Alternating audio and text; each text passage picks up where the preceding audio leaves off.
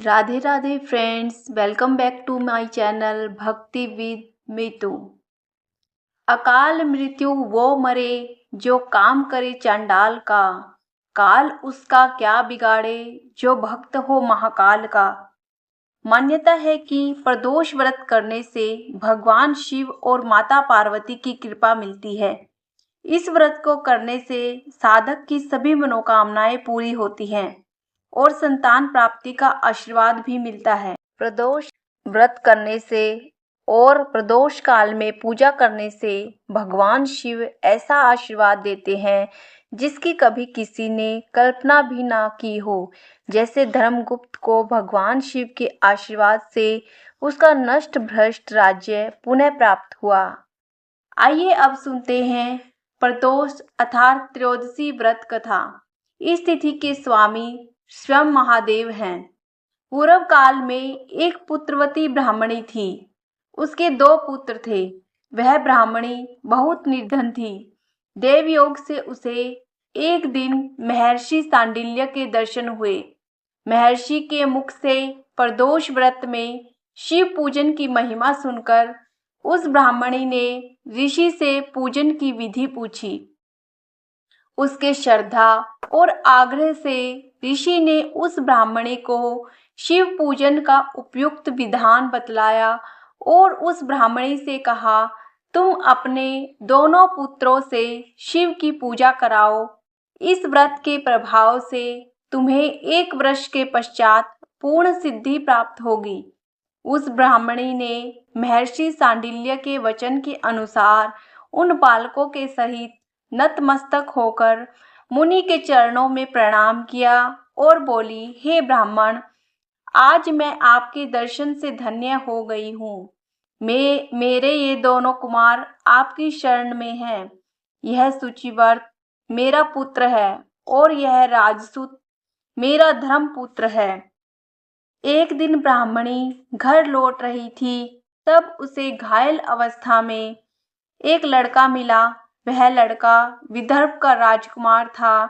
शत्रुओं ने उसके पिता को बंदी बना लिया था और राज्य पर कब्जा कर लिया था। ब्राह्मणी दया से उस लड़के को घर ले आई और उसका पालन पोषण करने लगी। ये दोनों बालक अब आपके सेवक हैं, आप मेरा उद्धार कीजिए। उस ब्राह्मणी को शरणागत जानकर मुनि ने मधुर वचनों द्वारा दोनों कुमारों को शिवजी की आराधना विधि बताई। तदंतर वे दोनों बालक और ब्राह्मणी मुनि को प्रणाम कर शिव मंदिर में चले गए। उस दिन से वे दोनों बालक मुनि की कथनानुसार नियम पूर्वक प्रदोष काल में शिवजी की आराधना करने लगे। पूजा करते हुए उन दोनों को 4 महीने बीत गए।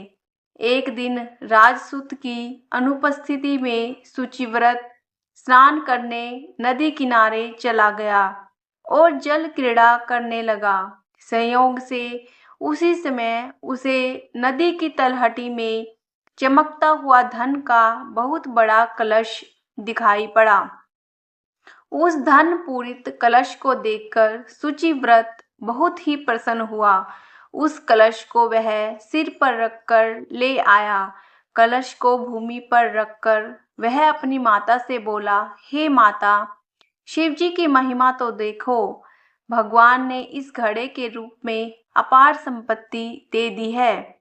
उसकी माता घड़े को देखकर आश्चर्य करने लगी और राजसूत को बुलाकर कहा, बेटा, मेरी बात सुनो। तुम दोनों इस धन को आपस में आधा आधा बांट लो। माता की बात सुनकर सूचिव्रत अत्यंत प्रसन्न हुआ, परंतु राजसूत ने अपनी असहमति प्रकट करते हुए कहा, हे माँ, यह धन तेरे पुत्र के पुण्य से उसे प्राप्त हुआ है। मैं इसमें किसी प्रकार का हिस्सा नहीं लेना चाहता, क्योंकि अपने किए हुए कर्म का फल मनुष्य स्वयं ही भोगता है। इस प्रकार शिव पूजन करते हुए एक ही घर में उन्हें 1 वर्ष व्यतीत हो गया। एक दिन राजकुमार ब्राह्मण के पुत्र के साथ बसंत ऋतु में वन विहार करने के लिए गया। वे दोनों जब साथ साथ वन में बहुत दूर निकल गए तो उन्हें वहां पर सैकड़ों गंधर्व कन्याएं खेलती हुई दिखाई पड़ी।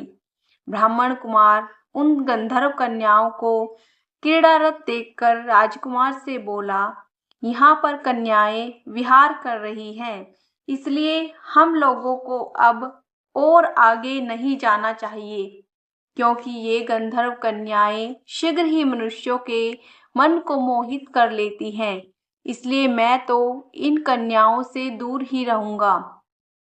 परंतु राजकुमार उसकी बात अनसुनी कर कन्याओं के विहार स्थल में निर्भीक भाव से अकेला ही चला गया।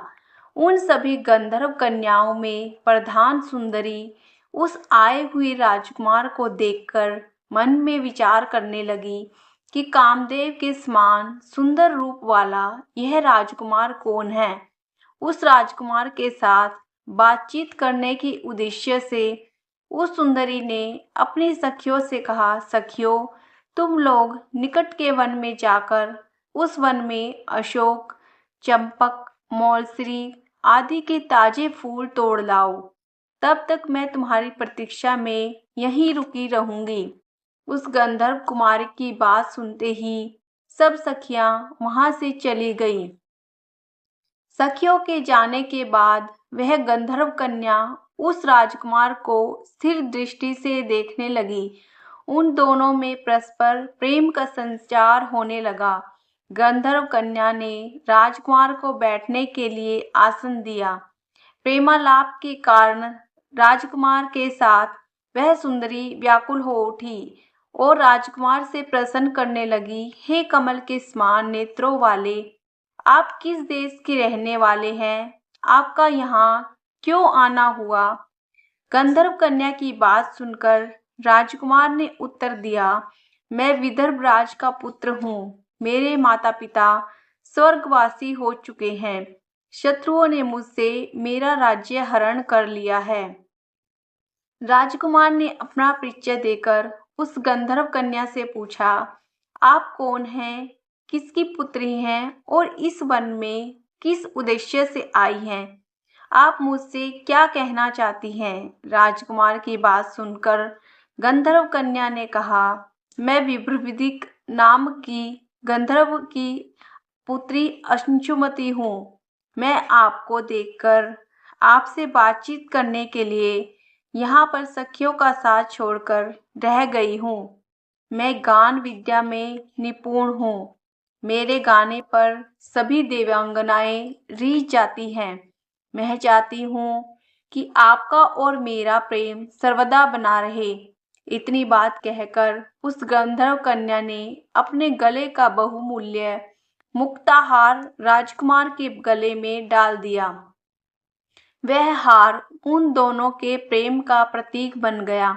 इसके पश्चात राजकुमार ने उस कन्या से कहा, हे सुंदरी, तुमने जो कुछ कहा है वह सब सत्य है, लेकिन आप राजविहीन राजकुमार के पास कैसे रह सकेंगी? आप अपने पिता की अनुमति लिए बिना मेरे साथ कैसे चल सकेंगी? राजकुमार की बात पर वह कन्या मुस्कुराकर कहने लगी, जो कुछ भी हो, मैं अपनी इच्छा से आपका वर्ण करूंगी। अब आप परसों प्रातःकाल यहाँ पर आइएगा। मेरी बात कभी झूठी नहीं हो सकेगी।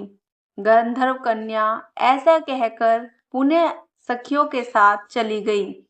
इधर वह राजकुमार भी शुचिव्रत के पास जा पहुंचा और उसने अपना सारा वृतांत कह सुनाया।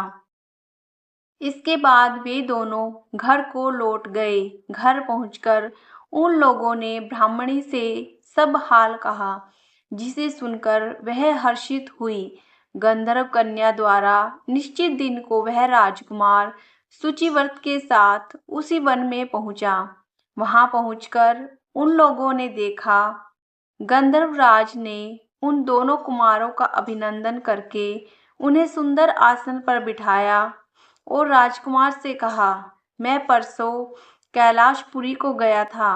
वहां पर भगवान शंकर पार्वती जी के साथ विराजमान थे। उन्होंने मुझे अपने पास बुलाकर कहा, पृथ्वी पर राजच्युत होकर धर्मगुप्त नामक राजकुमार घूम रहा है। शत्रुओं ने उसके वंश को नष्ट भ्रष्ट कर दिया है। वह कुमार सदा ही भक्ति पूर्वक मेरी सेवा किया करता है, इसलिए तुम उसकी सहायता करो जिससे वह अपने शत्रुओं पर विजय प्राप्त कर सके। इसलिए मैं भगवान शिव जी की आज्ञा से अपनी पुत्री अंशुमति आपको सौंपता हूँ। मैं शत्रुओं के हाथ में गए हुए आपके राज्य को वापस दिला दूंगा। आप इस कन्या के साथ 10,000 वर्षों तक सुख भोगकर शिवलोक को चले जाएंगे। शिवलोक में जाने पर भी मेरी पुत्री इसी शरीर में आपके साथ रहेगी। इतना कहकर गंधर्व ने अपनी पुत्री का विवाह राजकुमार के साथ कर दिया। दहेज में अनेक बहुमूल्य रत्न, वस्त्र, रथ आदि प्रदान किए। इसके अतिरिक्त दास दासियां तथा शत्रुओं पर विजय पाने के लिए गंधर्वों की चतुरंगनी सेना भी दी।